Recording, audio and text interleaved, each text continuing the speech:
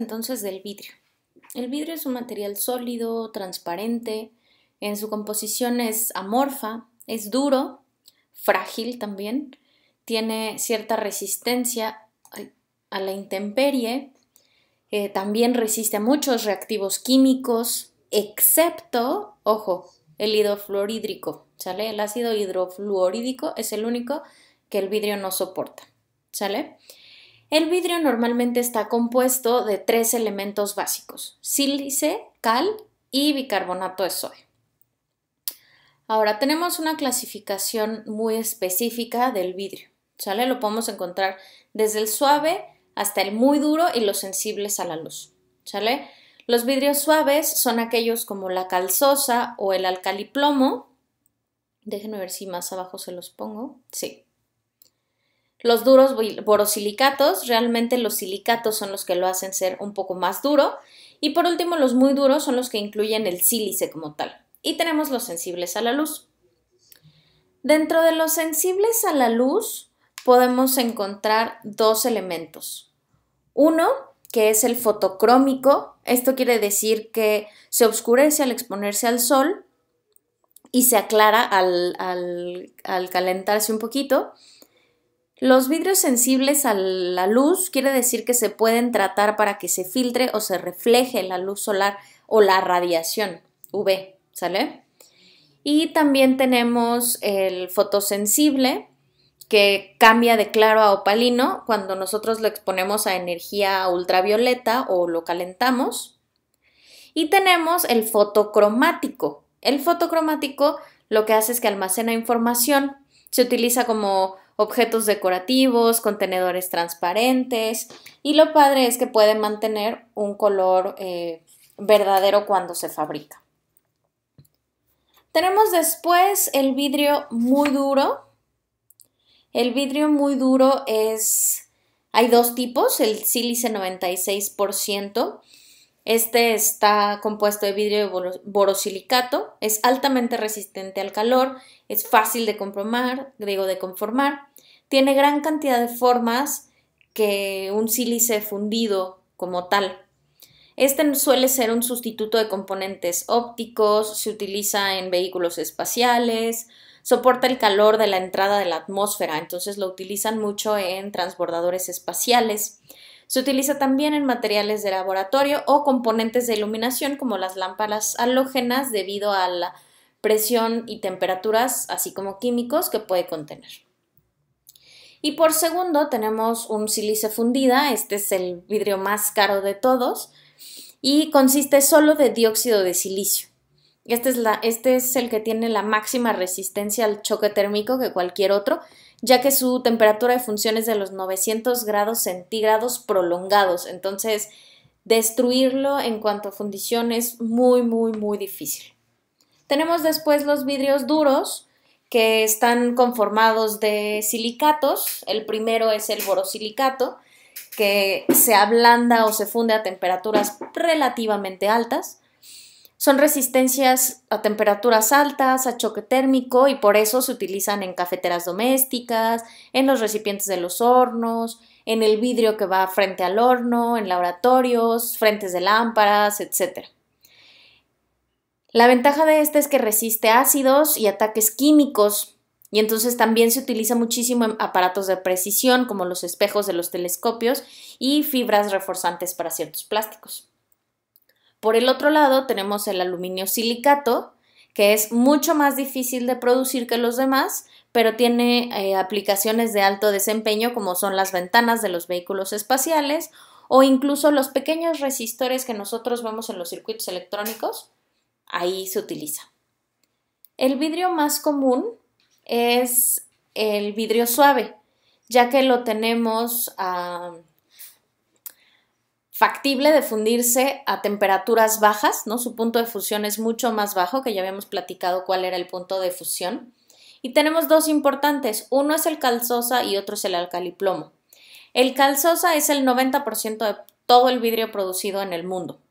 No es caro, es un producto de alto volumen, no resiste tanto las altas temperaturas, ya que dijimos que funden abajo, y por ende pues no es muy bueno con el cambio de choque térmico ni con los químicos, como lo vemos por ejemplo con las botellas de la Coca, ¿no? Que dejamos nosotros en el patio y se empiezan a dañar, pero se pueden reciclar, ¿no? Podemos hacer todo, botellas, vasos, ventanas, focos, miles de cosas. Recordemos que el vidrio es el único material que es infinitamente reciclable. En este caso el cal sosa se puede reciclar infinitamente mientras tenga las mismas partículas entre ellos. El alcaliplomo, por su lado, contiene monóxido de plomo, lo cual lo hace mucho más resistente al calor, por eso tiene un alto índice de refracción.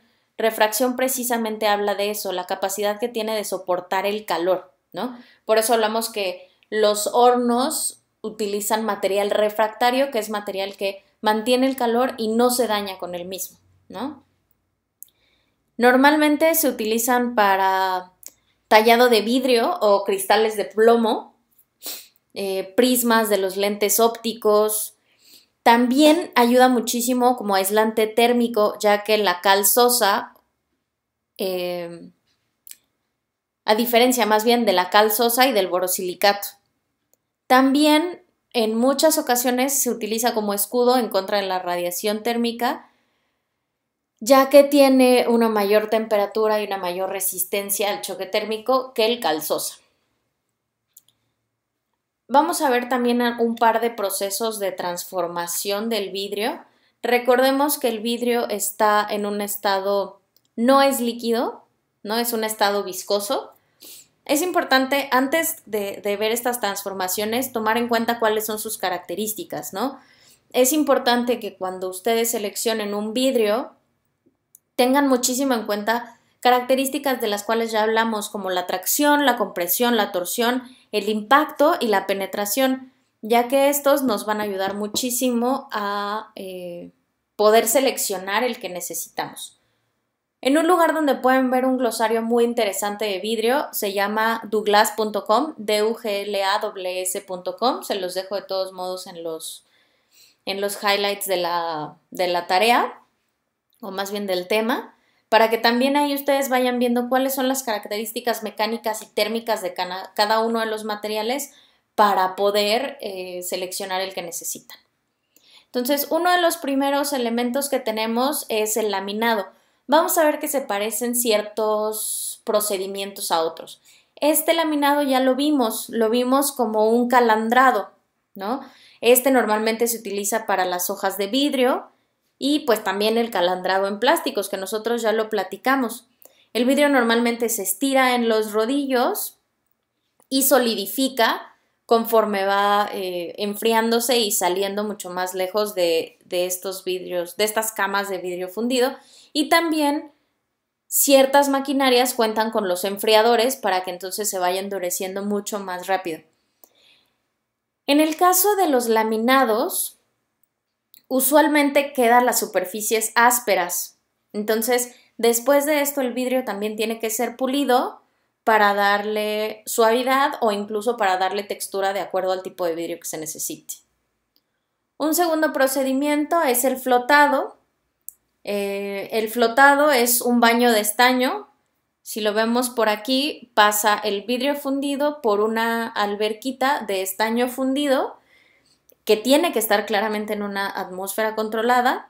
El vidrio flota sobre este, pasa por unos rodillos a un túnel donde se pule y va solidificando. Entonces, a diferencia del proceso de laminado, en el proceso de flotado el vidrio sí sale pulido.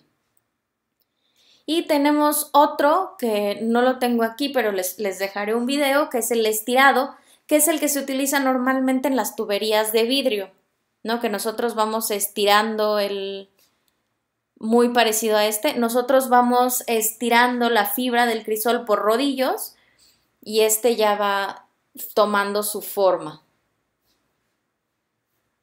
Es este, de hecho. Estirado, laminado y flotado. Después, ¿qué pasa cuando ya tenemos nuestro vidrio en un estado sólido? Bueno, entonces para el sólido nosotros tenemos cuatro procesos importantes. El insuflado o la inyección, que nos permite meter por medio de una tolva hacia un tornillo todo el vidrio. ¿Qué pasa? Este tornillo dentro de esta cámara está caliente, entonces va fundiendo el vidrio a cierta temperatura y nos permite incluirlo en el molde, igual que como lo hacemos con los plásticos. El proceso de centrifugado es precisamente igual, se le conoce también como colado centrífugo o rotatorio, y lo que hace es que queremos encontrar productos completamente simétricos, ¿no? Y tener muchísimo desempeño de acuerdo a cada uno. Entonces la fuerza centrífuga lo que hace es que impulsa el vidrio durante cierto tiempo por las distintas paredes del molde y ya obtenemos esta pieza completamente lisa. Tenemos que es el proceso Danner, en el cual se van creando distintos filamentos gracias a la entrada y el empuje de aire para obtener un producto tubular. Tenemos el prensado soplo, que también lo vimos ya en plásticos. Nosotros tenemos nuestro vidrio, es presionado o prensado por el molde, se obtiene y después es soplado en otro molde para obtener una figura final, ¿no? Que es muy parecido a lo que vemos nosotros en la extrusión soplo con los plásticos. Después tenemos los filamentos. Los filamentos es vidrio fundido que va entrando por ciertos orificios en un espacio de la máquina, se le va aventando agua y aire y entonces así se van creando diferentes filamentos que después en un rodillo empiezan a girar, las zapatas los empiezan a sostener y después tenemos distintas calandras que permiten obtener un solo filamento con todos los demás que teníamos. Vemos también que hay otro material interesante que son los cristales. Ojo, acuérdense que es bien importante que tomen en cuenta todas las características de los vidrios antes de elegir alguno.